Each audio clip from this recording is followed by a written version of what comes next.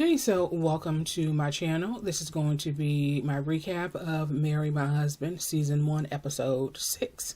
So, this episode opens with Sumi basically stalking Minwon. She clearly saw a lot of what unfolded. And so, she saw him sitting alone on the curb, kind of nursing his wounds because he just got his butt kicked by Mr. Yu. And she decided to go over to play the concerned friend. And so she's asking him if he's hurt, and she's looking at him like, oh my OMG, did you just get into a fight? Like she didn't just see that whole thing play out. So one thing led to another, and Minwon, it looks like they were going to kiss, but then she this old fake, oh well, Ji-won is my best friend and I love her and I can't do this to her malarkey, right? So we go to the hospital because if you remember, the previous episode ended with Mr. Yu passing out. So the doctor comes in and basically tells him that it's from exhaustion. And he was like, I bet you have some digestive issues as well. And so, of course, that rung alarm bells in his head to kind of ask him to check out Ji-won, because he knows, obviously, in the future that she's going to develop stomach cancer. And he was like, don't you, she's been complaining about some stomach issues as well, so maybe she should get checked out. And she was kind of confused. She was like, oh, well, no, I've already had it checked out and just gastritis and, it's fine. And so, and then of course she asked him, well, how do you know about my stomach issues? And of course he has to try to play it off saying, oh, well, I've seen you take medication in the office. And you could tell she looked confused, like, you ain't never seen me take no medication in the office. So eventually they're leaving the hospital and they have to take a cab because his car is still parked out near her place. And so just before they get in the cab, they started talking, and it's like she has to constantly, remind herself. I don't know if it's a reflex or something. He's talking to her, and she was like, I have a boyfriend. And Miss Yu admitted to liking her, but that he wasn't going to do anything until, she says. And so they end up taking separate cabs back to her place. So the next day in the office, he basically sends a message to Ji-won and Miss Yang that, Mr. Yu is in a terrible mood and, please try not to draw any attention to yourself. So Sumi arrives and she's her annoying chipper self, and she even asks Ji-won, ask her how she slept or something to that effect. Maybe because she knew what was coming down the pike later on that day. So then, of course, Minwon arrives, and he's in a foul mood, as he typically is, and he's giving her side eye, and she's giving him the side eye, and eventually he just slams his briefcase on the desk and just logs into his computer, starts working. Now, of course, Mr. Yu see this whole thing play out. So later that day, Minwon is on the roof and having a cigarette, and his intrusive thoughts are like, well, see, this is why women need to be stomped, because he's bitter and petty, and he can't let anything go. So Mr. Yu joins him, and they started talking, and Mr. Yu basically informs him that this is why office romances are banned, because they affect productivity. And Minwon was like, let's cut the crap. Are you chasing my girlfriend, or is this something that's mutual? And so they trade a few more words. And of course, Minwon was like, well, why were you in that area, that neighborhood, that time of night? And so Mr. Yu ends up showing him on the phone that the company actually has a building they own a building that's behind Ji-won's building, where they keep supplies or product or something to that effect. And so he, of course, Minwon, he says a little something slick. And then Mr. Yu asks him if he had the time. And he was like, what? So he ended up grabbing Minwon's arm, basically twisting it up. And basically putting him on notice. He ended up asking him if he ever hit her, and, basically that he's going to stop threatening her. So, of course, this even further enrages him because, he's powerless. I mean, he can't really do anything to Mr. Yu. He's a wimp. He beats up women. So later that day, Ji-won finds Minwon outside, and he is clearly angry. He's clearly angry. And of course, she asked him that, knowing that he is, asking him if he was angry. And he basically gave some, I'm sorry for grabbing you, but you were wrong too, kind of gaslighting answer. And of course, she looked confused. So Ji-won knows something's up because she knows Min-won. She was like, wait a minute. He is way too calm, right? So she just kind of bracing herself for, something he's going to do or say something. So they're now back in the office and it's lunchtime. But Ji-won already has a business lunch with Mr. Kim and Miss Yang. So she ends up telling Min-won, why don't y'all go to lunch? And it's on me. She ends up giving him her credit card and just, go someplace nice. So we get to the restaurant with this business meeting. And we find out that Mr. Kim is actually related to Mr. Wang, the jerk that insulted her at that showcase. They're related. Mr. Wang is his father-in-law's cousin, right? And so he, of course, then goes into how the proposal is sloppy. And of course, she said that she would fix it. And he decides that instead of making it this base, make it something simple that would be appealing to the masses, well, we want to add a chef to it and turn it into a brand. And of course, Ji-won is like, well, we can't do that because it's supposed to be, something simple and quick that people can make, something convenient. And so then he ends up, of course, in his nasty way, saying some craziness to her, and then basically kicks her off of the project. So she says her piece and she leaves, right?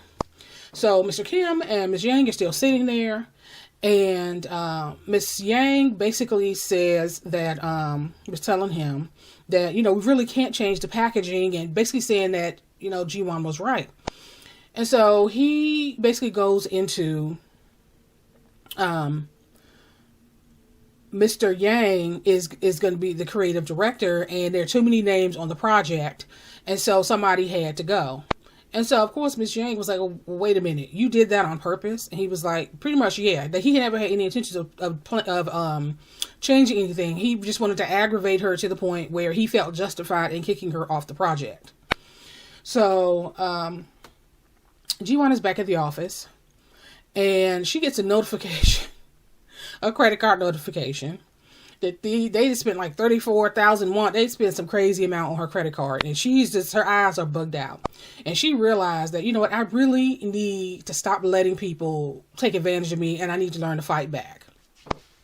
So we go to Mr. Wang's office, and he's talking about the meal kit proposal, and how he even says again that he's related to Mr. Kim. Mr. Kim brought him the proposal, and he was basically explaining to him how, he didn't go over his head or behind his back. It's just that we're related, so he just gave the proposal directly to me.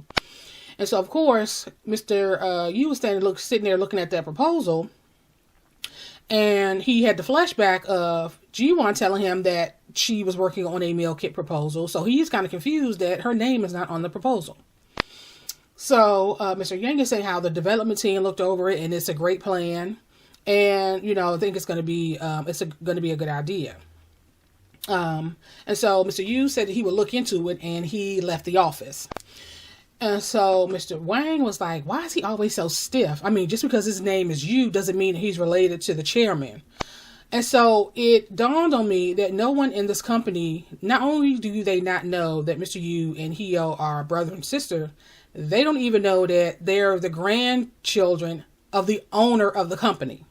So Mr. Yu gets to the elevator, and of course he reaches out to Ji-won, basically asking her like how things are going with her meal kit proposal, and she says that she's working on it.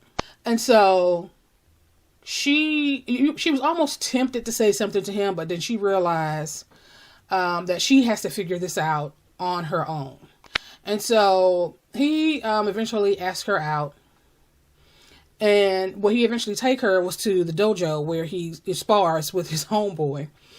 And so, he's trying to basically teach her how to defend herself. And so she, trial and error. And eventually she gets him on the ground. But it was obvious that he had he helped her. And what he was trying to do was build her confidence, right? And it worked. So the next day, when she got to work, she approached Mr. Kim about with the edits to her proposal. And he basically gave her his proposal, and she saw that her name wasn't on it, obviously. And he basically told her, even though she apologized for her outburst the night at the lunch, he basically told her to integrate her edits into his proposal and give it back to him. And so you can see Sumi sitting on the side, like she is just, if she could do cartwheels, she would. She's so happy that once again Ji-won is being berated and humiliated in this office. So Ji-won is sitting down with Hui-yeon and they're talking, and of course Hui-yeon asked her, so are you going to do what he asked? And she basically said that Ji-won basically said he never does what he says, because basically he said that after she integrate her edits and give it back to him, that he'll think about adding her to the adding her to the project. So Ji-won is now at her desk, and she's trying to figure out how she's going to get out of this mess, right? How she's going to get her project back. And then she has a flashback of a very publicized incident that Mr. Wang had on a flight, where he assaulted a flight attendant and got dragged off the plane by security. So they go into a meeting, and she really kind of pushes for Mr. Wang to be the face of this product and this project, this project. And so he is everywhere. He's on the news, he's online. Like, they're really pushing him as the face of this product and this brand. So she gets a notification, or somehow she gets access to see his itinerary and see that he is going to be on a flight the next day. So while he's on the flight, she calls him and basically said that she is going to report him for stealing her meal kit proposal. So of course they get off the phone, and he is now agitated, right? So he sits down, and I'm assuming he's talking to Mr. Kim, and basically said, I thought you was going to take care of Ji-won and her proposal. I thought that, why is she still working on this proposal? So what he doesn't realize is that he's being recorded. This entire incident is being recorded. So one of the manager, I guess the head flight attendant or something, came over to talk to him, and he ends up hitting him with the paper. And of course, this is all caught on this camera, and it is now all over the media that this man, who's in this, supposed to be in this prestigious position, this high power position, behaves like a freaking child. So we flash to the office. That smile is no longer on Sumi's face. She's reading an article or watching a video, something saying that people are actually boycotting the product. And so later that day, Ji-won is on the roof, and Mr. Yu comes to her and tells her that Mr. Wang has been fired and Mr. Kim has been disciplined for basically trying to steal your work. And then she was listening to some song, and they said something about Spring Day, and you can see her facial expression changes, and she is now running through all of these kind of things with him talking about the earring and him convincing her to go to the reunion, and then her finding out from Yuho that he convinced him to go. See, she's trying to work out, like, who is this guy, and how does he know so much about me? And that is pretty much how this episode ends. So I'm going to end this here, and I will talk to you guys in the next video.